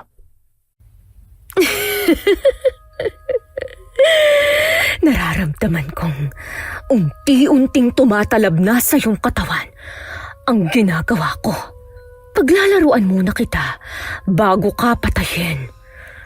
Malapit ko na rin matuntun kung saan ang aking anak dahil palakas ng palakas ang enerhiyang nararamdaman ko mula sa kanya. Napatigil sa pagtusok ng matulis na bato sa manikang papel si Alma nang bigyan siya ng mag-ina ng tinapay. Biglang napatitig siya sa batang lalaki at naluluhang tinanggap ang inaabot itong pagkain. Maraming salamat sa inyo. Kahit papano'y may mabubuting tao pa rin sa mundong ito. Ilang sandali pa'y umalis sa mag-ina habang napangiti siyang tinatanaw ang mga ito palayo. Muling nabaling ang paningin niya sa manikang papel at natatawang pinigmasdan ito. Pagdating ni Larry at Lynn sa gusaling pinagtataguan nila ng kanilang bihag, ay tila ba'y hindi mapakali ang lalaki. Dumiretso ito sa pinagpapahingahan nila ng kwarto at lumaklak ng gamot na pampakalma. Nadaanan pa nito si Gabriel na nagwawalis at nasagi pa niya ito. Tumabi ka nga! Ano kaya ang nangyayari sa kanya? Gabriel, pakisabi kay Vincent na siya na muna ang bahalang pumili sa mga babae. Dahil masama ang pakiramdam ng kuya mo. Sige po ate. Buti sana kung mamamatay na yang si Larry para naman mabawasan ang salot sa mundo. Oh, bakit parang wala yata sa sarili si Larry? Ay, hindi ko alam. Hindi naman ako nagtatanong. Baka mainit na naman ang ulo nun. Linisin mo muna yung 3 kwarto. Mami, may matinding bakbakang magaganap. May 3 customer tayo ngayon. Kaya tiba-tiba na naman tayo. Gusto nilang personal na mahawakan ng mga bebot. Ayaw na nila sa internet lang. Palala ng palala na talaga ang kahalayan na ginagawa nila sa mga babae. Sana naman may tumulong na sa amin para makawala na kami rito. Marami na rin silang pinatay. Ngunit parang hindi man lang sila nakukonsensya. Sumapit ang gabi. Kahit anong gamot ang inumin ni Larry, ay hindi pa rin napapawi ang nararamdaman nitong sakit sa katawan. Dadalhin na lang kita kaya sa ospital para mabigyan ka ng tamang gamot. Aray, ang sakit ng katawan ko. Hindi ko na talaga kaya.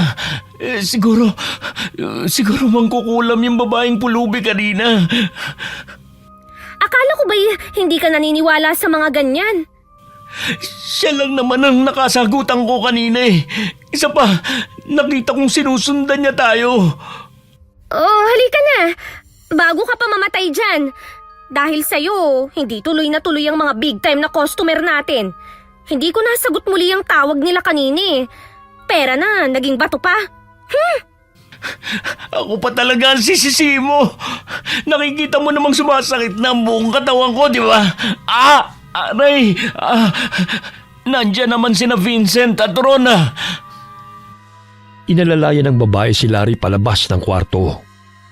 Tinulungan din sila ng mga kasamahan nito na sumakay ng kotse dahil kahit maglakad ay hindi na makayanan ng lalaki. Nagkaroon ng pagkakataon si Gabriel na itakas sa mga kababaihan kaya't sinabihan niya mga ito na magsipaghanda. Kinuha niya ang pala na ginagamit niya sa paghuhukay ng lupa upang gawing sandata laban sa mga kalalakihan. Oh, Vincent, bakit ka napahinto sa pagmamaneho? Kailangan na nating madala sa ospital si Larry. Hindi na talaga niya kaya ang sakit ng tiyan at lalamunan niya. Bilisan mo na. Gusto mo talaga akong mamatay na. Aray. May babae nakaharang sa harapan natin. Nakakatakot ang itsura niya. Parang aswang. Babae, sinasabi ko na nga ba, sinundan niya tayo, Lynn. Nandito siya. Malakas ang pakiramdam kong nandito ang aking anak at ang mga taong ito ang nagpapahirap sa kanya. Ilang sandali pa'y may narinig silang sunod-sunod na putok na pinakawalan ng isa sa mga tauhan nila dahil nakita nito si Gabriel at ang mga kababaihan na nagtatangkang tumakas. Ngunit binato siya ni Gabriel at tinamaan ito sa noo, dahilan para matumba ito sa lupa. Lintik na batang yon! Itatakas pa ang mga bihag! Sandali, at bababa muna ako. Sagasaan mo na lang ang nakikita mong aswang o mangkukulam man yan. Dahil wala naman akong nakikita. Puro kayo bangag. Tarantado ka, Gabriel! Ang sakit ng noo ko Aray! Gabriel, siya ba ang anak ko? Nararamdaman kong nandito ang anak ko. Kailangan ko siyang iligtas sa mga taong ito. Ganun na lamang ang takot ni Vincent nang makitang biglang naging itim na usok ang babaeng binangga niya. Nagpalinga-linga pa ito sa paligid, ngunit hindi niya na ito nakita. Nakapasok ng gusali si Alma nang hindi napapansin ng mga kalalakihan. Kitang-kita niya kung paano paghahampasin ni Lina ang binatilyo gamit ang sintro nito. Walang yaka! Sinabi ko na sa'yo na malilintikan ka kapag kinalaban mo kami! Ate! Gusto mo siguro ikaw ang isusunod kong ilibing sa hukay, no? Hindi na po ako uulit. Pakiusap ka.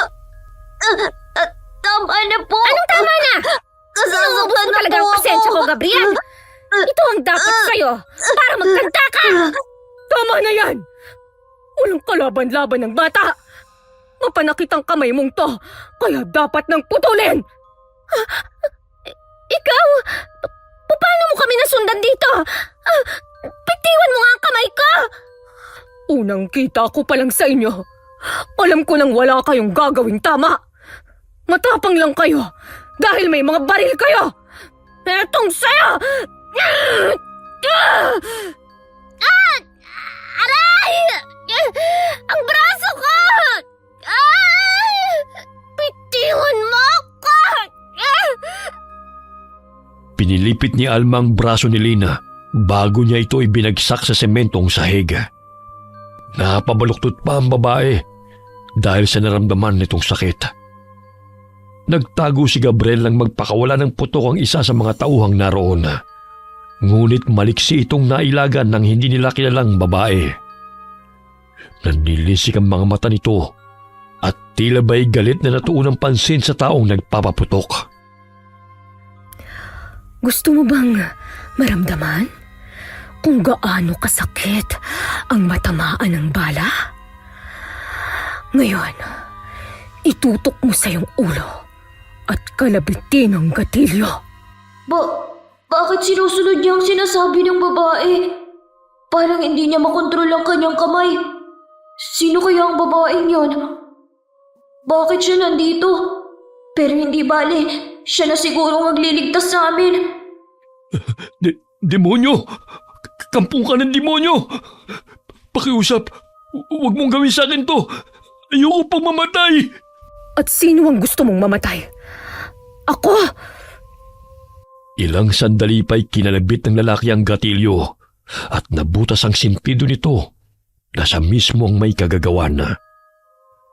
Nabaling ang pansin ni Alma sa binatilyo at nilapitan niya ito. Napansin niyang malapad na nunal sa leeg ni Gabriela, kaya't napagtanto niyang yun na ang kanyang anak. Ang laki-laki mo na, anak. Parang pinagbiyak na bunga kayo ng Tatay Pablo mo. Ano pong ibig mong sabihin? Pakiusap, huwag mo akong patayin. Hindi ako masama katulad nila. Utusan lang nila ako rito at sinasaktan sa tuwing hindi ko nagagawa ang kanilang pinag-uutos. Hindi kita papatayin. Itatakas kita rito. Manang, itakas na rin natin ang mga bihag. Marami silang dinukot para pagkakakitaan. Bago tayo tumakas, kailangan nating iligpit ang masasamang tao na yan. Sa gayon, ay malaya tayong makakaalis sa lugar na ito. Pilit na inaabot ni Lina ang baril na bitiwan ito na naroon sa sahega. Ngunit naunahan siya ni Gabriel na kunin yun at inapakan ang kamay nito. Aray! Gabriel! Walang yakang bata ka! Bitiwan mo ang kamay ko! Aray! Ang buto ko! Ang salbahe ninyo! Sinira niyo kinabukasan namin dahil sa kagustuhan niyong magkapera na hindi niyo pinaghirapan. Mga wala kayong puso.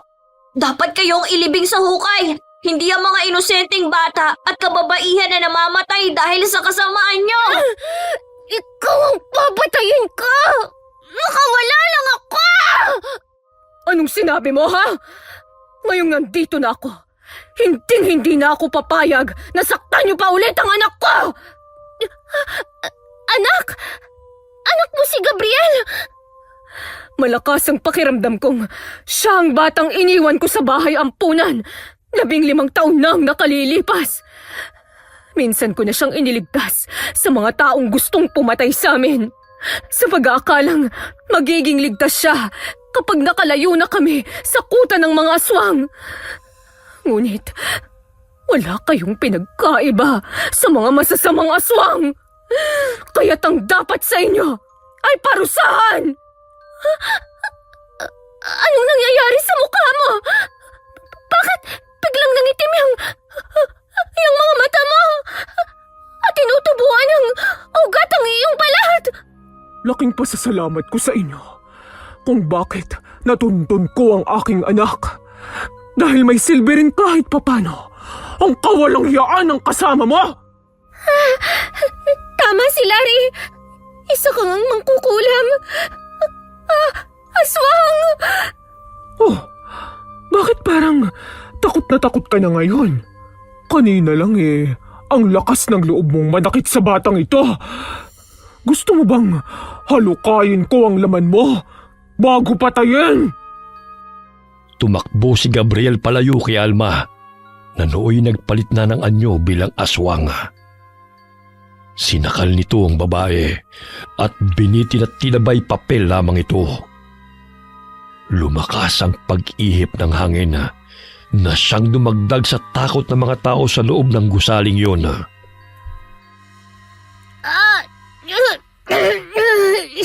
Hindi ako makahinga. Bitiwan mo ako.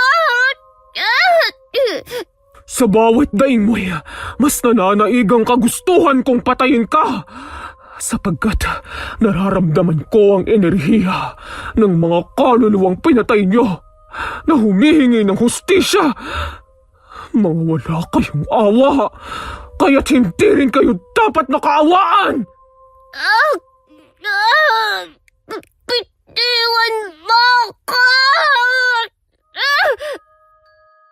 Dahil sa galit ng isang babaeng nandoon kinuha nito ang pala kay Gabriel at umiiyak na pinaghahampas ang ulo ni Lina habang sinasakal ito ni Alma. Hindi ito tumitigil hanggang di nito nababasag ang bungo ng babae. Binitiwan ni Alma ang lupaypay na katawan ni Lina na duguan at tuluyan nang nawalan ng buhay. Hindi nga siya namatay agad sa sakal ng ale. Ngunit, namatay naman ito sa tibay ng pala. Ayos ka lang ba riyan, anak? Opo, Manang. Huwag kayong matakot sa akin dahil hindi ko kayo sasaktan. Ang mga walang hiyang taong ito ang gusto kong pahirapan. Inutok ng 2 tauhan ang baril kay Alma, ngunit laking pagtataka ng mga ito na hindi ito pumutok. Nilapitan sila ng babae na nooy galit na nakatingin sa kanila. Gusto nilang tumakbo palayo, ngunit tila namanhid ang mga katawan nila. Nilapitan sila ni Alma. Gamit ang mahaba nitong kuko, ay binutas niya ang tiyan ng mga ito at hinalukay ang laman loob. Hindi siya normal na tao. Aswang nga ba siya? O sinaniban ng mga inilibing namin? Wala kayong karapatan na mabuhay kung mananakit at mga alipin lamang kayo ng mga bata. Ang lakas niya, ang dali niyang napatay ang mga kalaban. Mabuti na lang at dumating siya. Kung hindi wala na talagang pag-asa na makaalis pa kami rito. Kahit na anong gawin ni Vincent sa sasakyan, ay hindi pa rin ito umaandar. Nagsisisigaw sila ni Larry sa loob ng kotse nang biglang gumalaw ito na tila niyuyugyoga. Ano nangyayari? Paandarin mo na sa sasakyan para makalis na tayo rito. Mamaya mabutan pa tayo ng babae at kung ano pang gawin sa atin. Hindi ko nga mapaandar eh. Walang iya talagang babaeng yun. Pinatay niya ang mga kasama natin, magbabayad siya. Larry, paano tayo makakaalis dito? Papalipit na siya. Mukhang tayo naman ang isusunod niya. Maging sila na'y pinatay ng demonyong yan. Sinong demonyo? Di ba mas masahol pa kayo kaysa sa akin? Bakit bigla ka nalang sumusulpot? Saan ka na naman duwan? Oh, bakit natatakot ka? Kanina kung kutsain at duraan mo ko, parang ang tapang mo. Ikaw palang may kasalanan kung bakit nandito ang bruhang yan, Larry. Hoy, babae! Kung galit ka kay Larry, siya na lang ang patayin mo. Hindi naman kita inaano eh. Tanga! Wala akong kasalanan sa kanya. Siya nga itong parang-arang sa daan eh. Buti nga hindi ko pa siya sinagasaan. Kahit nahihirapan ka na hindi pa rin nagbabago ang ugali mo. Garapal pa rin! Patayin mo na lang ako. Walang iya ka. Aray! Ang sakit na tiyan ko. Hindi kita itutulad sa kanila dahil gusto kong danasin mo ang ginawa mong pagpapahirap sa mga inosenteng kabataan. Naramdaman ko na sa iyo nang gagaling ang pinakamalakas na negatibong enerhiya. Kaya ang ibig lang sabihin nun, ikaw ang sobrang nagpapahirap sa kanila. Lalo na sa aking anak! Anak? Sino ba ang anak mo? Iuwi mo na at umalis na kayo rito. Yan ang habang sinasabi ko sa'yo, Larry eh. Dapat kinikilatis muna yung mga dinudukot natin. Ayan tuloy, may malademonyong nanay ang isa sa mga bihag. Pupukpukin sana ni Vincent ang ulo ng babaeng aswang gamit ang baril. Ngunit laking pagtataka nito na tila ba'y usok lamang naroon at biglang nawawala-wala. Nakita mo yun, Larry? Saan na naman napunta yung babaeng yun? Nawala na naman siya. Parang napupunti na ilaw. Hindi siya pangkaraniwang tao. Buwisit na yun. Pinaglalaruan niya tayo. Oh, bakit natataranta na kayo? Alam niyo bang kayo na lang ang natitirang dalawa? Gusto niyo bang mabuhay o mamatay? Isa lang sa inyo ang bubuhayin ko. Kaya mag-usap na kayo. Bibigyan ko lang kayo ng 1 minuto. Si Vincent na lang ang patay mo. Total marami na yung natikmang babae. Tsaka halos lahat ng bihag. Siya ang nangungunang sumiping. Ako, huwag kang maniwala sa kanya, bro ha. Ali. Di ba, sabi mo isa sa mga dinukot naman ni anak mo? Siya ang mastermind ng lahat ng to. Tauhan lang niya kami. Sumusunod lang kami sa mga pinag-uutos niya. Tarantado ka!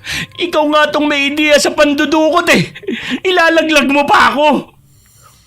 Para kayong mga bata na nagtuturuan. Samantalang pareho lang naman kayong mga sakim at walang kasing sama.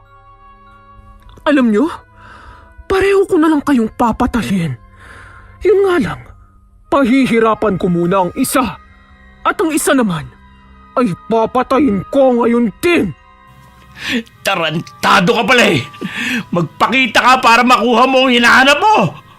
Huwag kang magtago sa anino, hangin man yan! Ikaw ang duwag! Malakas na binatukan ni Alma si Larry. Dahilan na mabukulan ito nang tumama sa pintuan ng kotse ang kanyang ulo. Namumuro ka na talaga sa akin ha! Magpakita ka! Hindi yung gumagamit ka ng kapangyarihan mo! Huwag mo siyang galitin. Nakita mo naman siguro yung ginawa niya sa mga kasamahan natin. Utuin mo na lang siya. Baka magustuhan ka pa niya kung maglalambing ka. Ulol! Tumahimik ka nga! Huminto ang paggalaw ng sasakyan. Kaya't muling pinaandar ito ni Vincent. Natawa pa ito nang umandar ang sasakyan. Sa wakas ay makakatakas na sila ni Larry. Ngunit laking gulat nila nang makita sa salamin ang mga kasamahan nilang bangkay na naliligo sa sariling dugo. Lynn! Ron! Norman! Bakit kayo nandito? Huwag niyo sabihin na pati kayo nagbumulto! Hindi kami pumatay sa inyo! Saan kayo pupunta? Akala ko ba'y sama-sama tayong lahat? Bakit kayo tatakas ng kayo lang? Umalis kayo rito! Patay na kayo! Hayaan niyo na kami makaalis! Mga traitor! Ano bang nangyayari sa atin? Bakit bigla lang tayong minumulto ng mga kasamahan natin? Hoy, mga animal! Hindi tayo magkakalaban dito! Kundi ang buruang babaeng dapat nating patayin! Nagulat si Vincent nang makita sa salamin na butas ang noo nito at dumadaloy ang dugo sa kanyang noo. Namilog ang kanyang mga mata nang mapansin ang katawan na nakahiga sa driver's seat na walang buhay. Nagulat din ang mga mata ni Larry nang makita ang replika ng kaibigan sa salamin. Nagpalipat-lipat din ang paningin nito sa walang buhay na si Vincent. Ibig sabihin, patay ka na rin, Tol. Pero paano nangyari yun? Patay? Naku, hindi pwede. Hindi ito totoo. Panaginip lang to. Sumagi sa alaala ni Larry nang akmang pupukpukin ni Vincent ng babaeng aswang gamit ang baril, ay may narinig siyang putok at nakitang may tumama sa noo ng kaibigan. Muling nabaling ang kanyang paningin sa salamin. Tanging siya na lamang ang nasa kotse at naging guni-guni na lamang niya ang mga kasamahang nakakausap. Patay na rin si Vincent? Aray! Kailangan ko maabot ang manibela dahil mahuhulog ako sa bangin. Hindi maaari ito. Magpasalamat ka sa akin dahil ikaw ang pinili kong mabuhay kaysa sa kaibigan mong yan. Paano ka nakapasok na naman? Lumayas ka rito! Layas! Sinabi na ng mga inosenteng kabataan sa akin ang tungkol sa pagpapahirap mo sa kanila. Kaya magturusa ka! Umalingaw-ngaw ang mga boses ng kanyang mga kasamahan na siyang sinisisi sa pagkamatay ng mga ito. Pinipilig-pilig nito ang ulo dahil tila mabibingi sa mga sigaw ng mga kasamahan. Tumahimik na nga kayo! Hindi ko kasalanan kung bakit namatay kayo. Yung babaeng aswang, mangkukulam o ano man, siyang sisihin nyo, hindi ako! Mga walang iya kayo, umalis na nga kayo rito! Alis! Bumangga ang kotse sa malaking puno bago nagpagulong-gulong pababa ng bangin. Biglang nawala si Alma sa loob ng kotse, kaya tanging ang sigaw na lamang ni Larry ang umaalingaw-ngaw sa kadiliman ng gabi. Bumagsak ang sasakyan sa batuhan, ngunit nanatiling buhay si Larry. Duguan at pilit itong gumapang upang makalabas ng sasakyan. Ngunit laking takot ito nang mapansin na may nakabang sa kanyang paglabas na mga mababangis na hayop.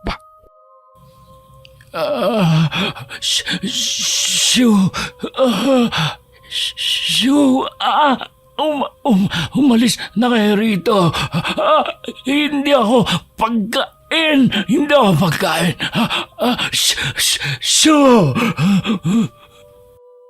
Biglang sinakmal ng baboy ramo ang kanyang pisngi at pinag-agawan ng bahagi ng kanyang katawan hanggang sa luray-luray nito ng mga hayop. Ramdam ni Larry ang bawat pagbaon ng matatalim ng ngipin sa kanyang laman hanggang sa mawalan siya ng buhay.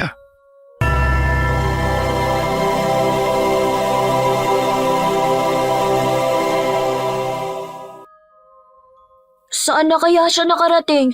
Ayun! May sumabog! Hindi kaya kotse na niya yon?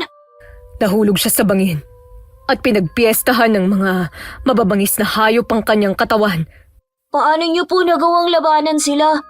Gayong ang dami nila at may mga baril pa. Bago ko sagutin ang iyong katanungan, Gabriel,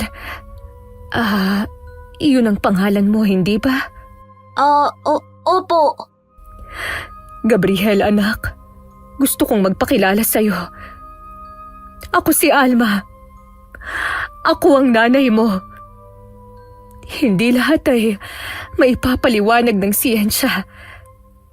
Nagmula ako sa angka ng mga aliping aswang na inalila at inaalipusta.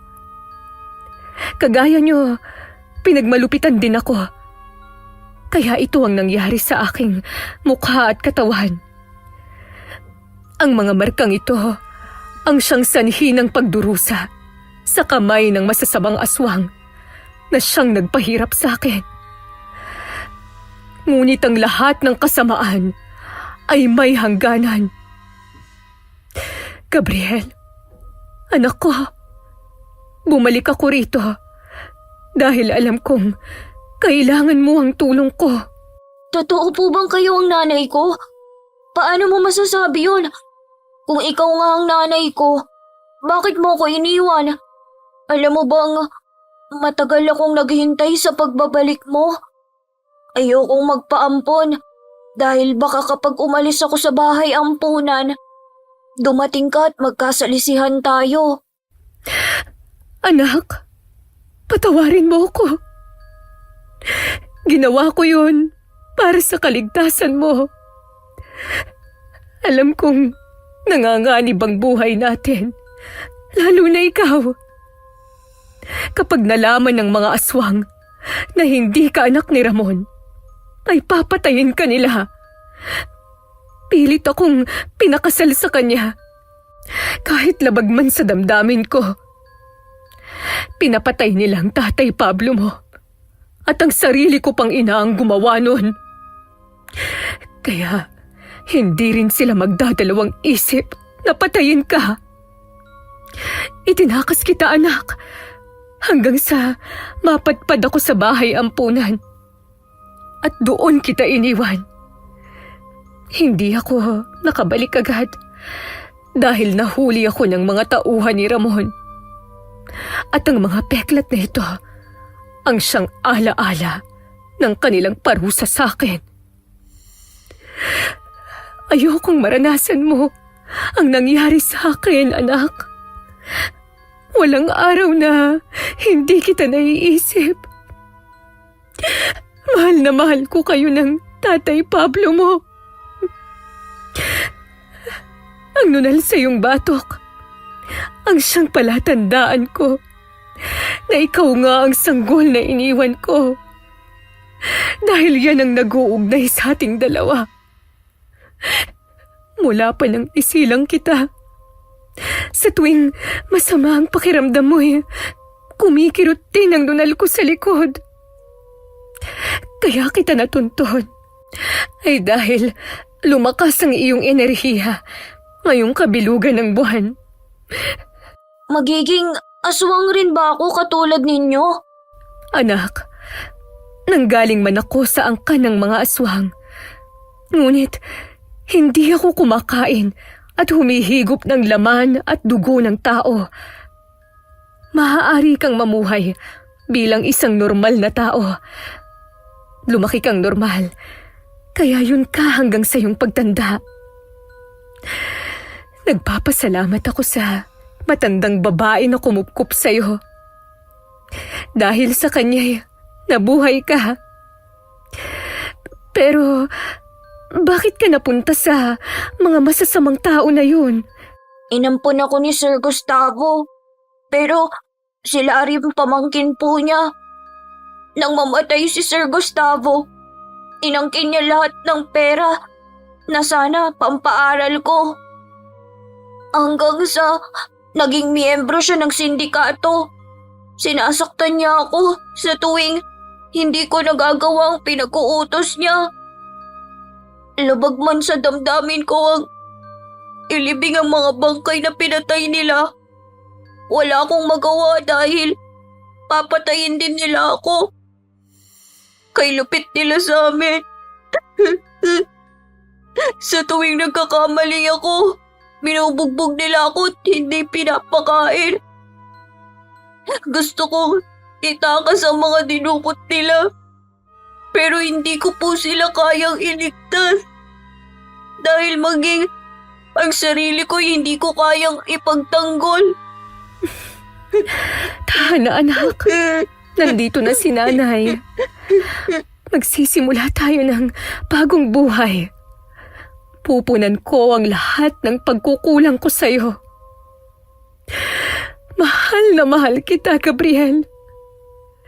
Araw-araw kong pinagdarasal na makasama at mayakap kitang muli. Ito ang lampin mo noong sanggol ka pa. Dala-dala ko ito dahil sa pamamagitan nito nakakasama kita kahit papaano. Hindi na tayo magkakalayong muli. Umiiyak na niyakap ni Alma ang anak. Humagulgol din si Gabriela dahil sa tagal ng kanyang paghihintay ay binalikan din siya ng kanyang ina. Lingid sa kaalaman ni Larry ay gumamit ng mahikang itim si Alma upang linlangin ang kanilang paningin na siyang nagdulot ng takot upang matalo sila ng misteryosong babae. Makakalaya na rin kami sa pagmamulupit nila sa amin. Mahigit 5 buwan rin kaming nandito. Bawat araw ay tila ba'y pinaparusahan ang mga bihag na binibenta nila sa kanilang mga kliyente. Kahit mga musmus pa hindi nila pinapalampas kapalit ng salapi. Wala na sila, anak. Magiging maayos na rin ang lahat. Ang mga batang narito ay makakauwi na rin sa kani-kanilang bahay. Tatawag po ako ng pulis para ipaalam ang nangyari, Nay. Saksi ang lahat sa kalupitan ng grupo ni Larry. Hindi na isalba ng salapi ang kanilang buhay. Sila mismo ang siyang pumatay sa kanilang mga sarili dahil sa kanilang kasamaan. Nay, maraming salamat po sa inyo. Nang dahil sa inyo'y ligtas na po kami. May ipagpapatuloy na po namin ang aming mga naudlot na pangarap. Babalik po ko sa pag-aaral. Kinuha ni Gabriel ang bag sa tabi ng bangkay ni Lynn. Alam niyang naglalaman yun ng pera at gagamitin niya yun para makapagsimula silang muli. Hinati niya ang pera sa lahat ng bihag na naroon. Napag-alaman nila na pinaghahanap na rin ng mga kapulisan ng grupo ni Larry. Dahil may nakakita sa mga ito nang dukutin ng mga ito ang isang estudyante. Itinuro ni Gabriel kung saan inilibing ang mga bangkay na namatay. Patawarin niyo po ako. Pinilit nila akong ilibing ang mga bangkay dyan. Ang latay sa likod ko ang siyang patunay ng aking paglabag sa kanilang pinag-uutos. Anak, biktima ka rin nila. Kaya wag mong sisisihin ang sarili mo.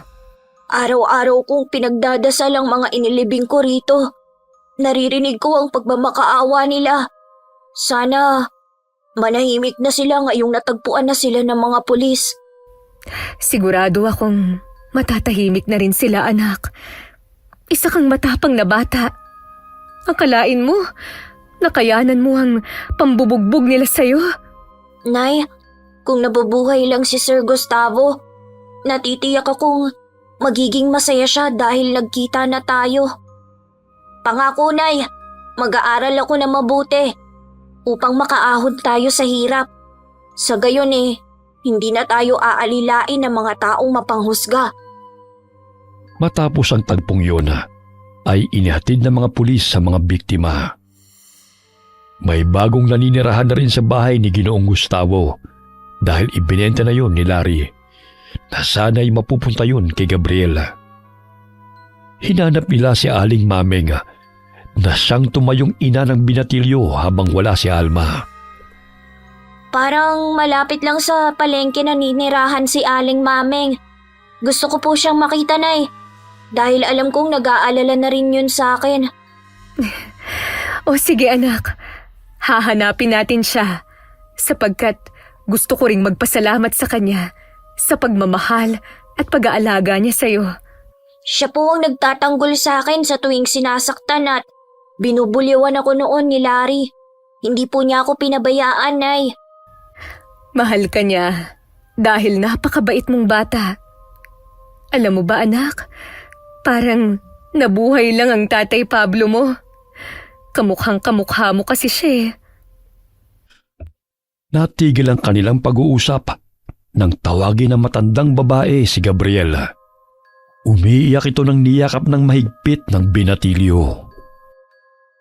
Aling Mameng, mabuti at nandito lang pala kayo. Kanina ka pa po namin hinahanap. Magandang araw ho sa inyo. Siya nga po pala, si Nanay Alma po, ang tunay kong ina. Natutuwa ang matanda dahil sa wakas ay nagkita na rin ng mag-ina. May malit na tindahan ng gulay at prutas si Aling Mameng sa palengke. Kumuha rin ng pwesto si Gabriel upang makapagsimula silang mag-ina gamit ang nakuha niyang pera. Nagpatuloy siya sa pag-aaral sa high school hanggang sa makapagkolehiyo at nakapagtapos bilang isang ganap na engineer. Hindi niya ikinahihiya na kahit nag-aaral man siya ay nagtitinda siya sa palengke at naging kargador matustusan lamang ang kanyang pag-aaral.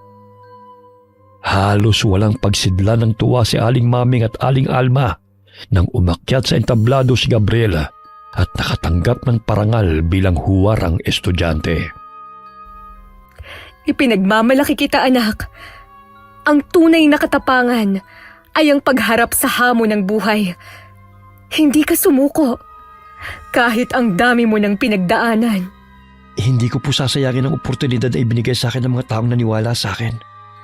Si Sir Gustavo po ang siyang nagmulat sa akin na hindi hadlang ang kahirapan upang maabot ang pangarap. Matapos ang parangal, ay binisita nila ang puntod ni Ginoong Gustavo. Mangyak-ngyak si Gabriel na ikinukwento ang lahat ng pinagdaanan niya at iprinesenta ang kanyang mga medalya at ipinakilala sa Ginoo ang kanyang ina na nagmula sa angkana ng mga aswang. Wakas,